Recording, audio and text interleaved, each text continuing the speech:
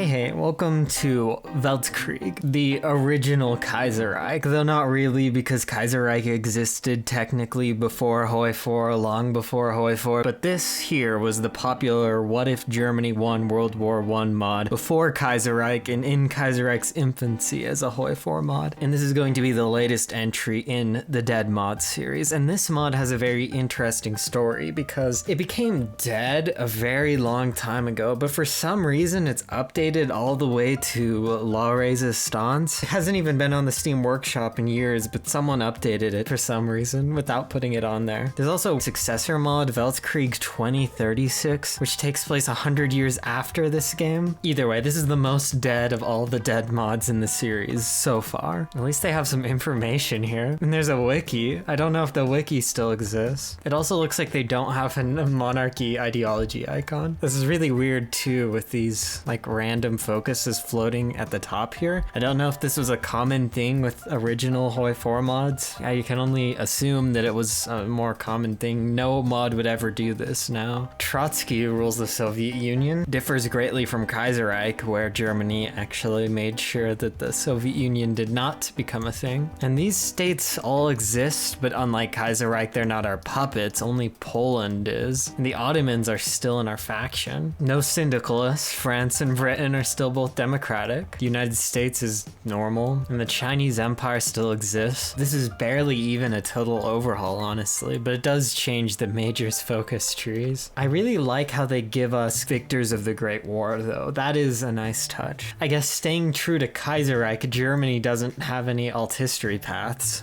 Anyways, I guess we'll start building up and just doing our normal thing. We start off with a lot of territory, but I feel like this is going to be more difficult than regular Germany, even though we're playing as Germany who won World War I. Our focus tree seems a lot less overpowered. For example, here 70 days to get 2 civilian factories. That's pretty terrible. In vanilla, in 70 days you have focuses that give you 6. Oh, also, none of the dominions are puppets of Britain. They're all independent in the faction. Only British Malaya is a puppet. And it looks like instead of mobile warfare, which is the doctrine Germany has in vanilla, they have superior firepower. Unexpected, I guess. And I should have pointed this out earlier, but we start off being led by Wilhelm III, not the second. I assume the second is deceased, but I'm not sure. This is long before the days of long events and leader descriptions. They just have all the vanilla generals too. Not very surprising. Of course, this mod was made before the alt history Return of the Kaiser path was even made in vanilla, so it's not like they could just steal all of those generals specifically. And Italy too is still just led by Mussolini. Nothing weird going on there.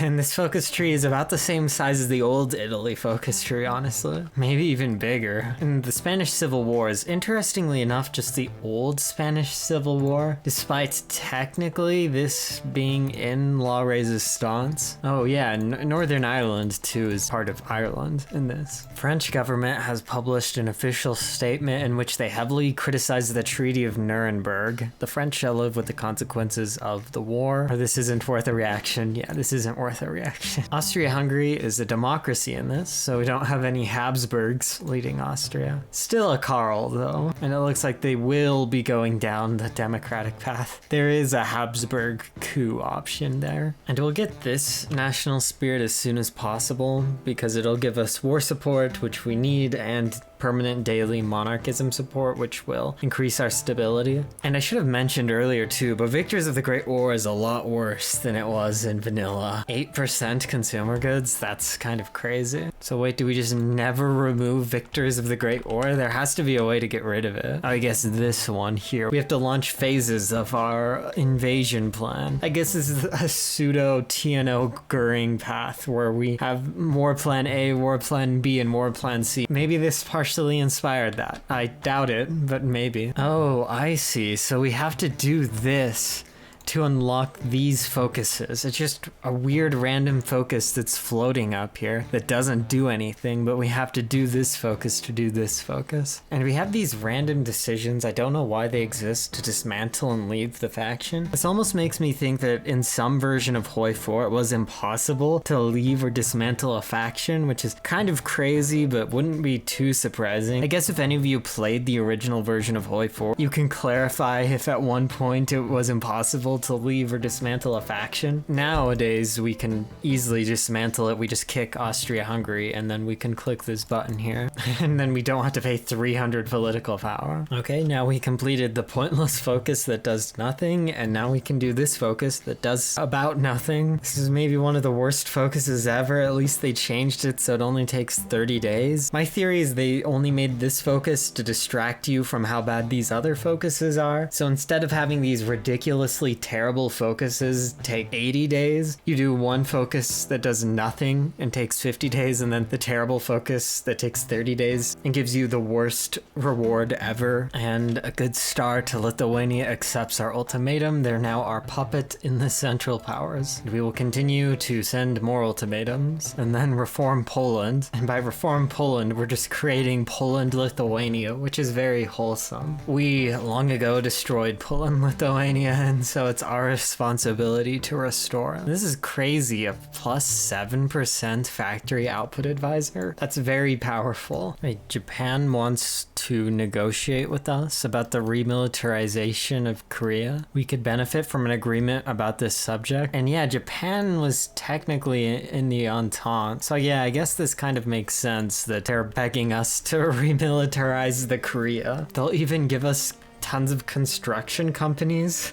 Imagine if Germany did this in vanilla to France. They gave them civilian factories in return for remilitarizing the Rhineland. That'd be funny. Also, I just got an event about Trotsky coming to power, but he was already in power, so I don't know what happened. Maybe he's more powerful now. And we've reformed the Commonwealth that uses this weird Bulgaria Civil War green color. We also annexed a bit of Poland too, so we're still living up to that good old Commonwealth legacy of stealing territory from Poland. We gave them some though and kind of reformed the Commonwealth, kind of, except it's Poland-Ruthenia, not Poland-Lithuania. And Austria has formed the League of Nations with themselves, Norway and Sweden. They're surrounding us, though I think they're pretty weak compared to us, so I'm not scared. And everybody just agreed to become our puppet so far. This is feeling a lot like that one mod where you can just demand submission from everybody as Germany and technically don't have to fight any wars if you're lucky. I like the focuses: 1, colonization of Crimea; 2, colonization of Crimea. The development of Crimea should have been named 3, colonization of Crimea. Focus trees these days are too complicated, trying to name all the focuses diverse things. We just need simple bulleted lists. And I was too distracted with the list. I may have missed the worst focus name ever. Anschluss of Crimea. We have the worst advisor here. Minus 10% division attack. That's not worth it, even if you're trying to defend desperately. The game doesn't work like that. That's a bad idea. Like, this is also bad, but it's okay. And this military trainer gives you so little XP that it's hardly worth it. I don't even know what I want to do. All of these guys are bad, except this one. 5% recovery rate is somehow the best thing on this. And we did a focus to invite Ukraine to our faction, and then they immediately left our faction. So we wasted 70 days, but that doesn't matter too much, really. China and Japan formed a faction and are invading Manchuria together. Puyi and Hirohito finding a common enemy, though this time with Puyi not just being a puppet. Okay, the Netherlands has been subjugated, so I think we have the Dutch East Indies too. Oh, never mind. They didn't set it up correctly, so they just become independent. Oh well, I shouldn't be surprised. Or maybe we were just doing the right thing. We were subjugating the Netherlands because they so evilly were keeping colonial subjects. Just don't look at Africa. Denmark actually was able to reject our ultimatum. I thought everybody automatically just accepted, but maybe we were getting lucky. Either way, they didn't get guaranteed, so this is not going to be difficult. Okay, and I refuse to leave China, so now we're at war with China and soon Japan too, I assume. Okay, they kicked us out of China, but we're just going to re-invade China, and Japan isn't joining, so that's kind of convenient. Either way, we're going to deal with China as fast as possible, and then we we will go deal with France and the Soviets. Yeah, this is kind of bizarre. Who knew that playing a What If Germany Won World War I mod would end up being a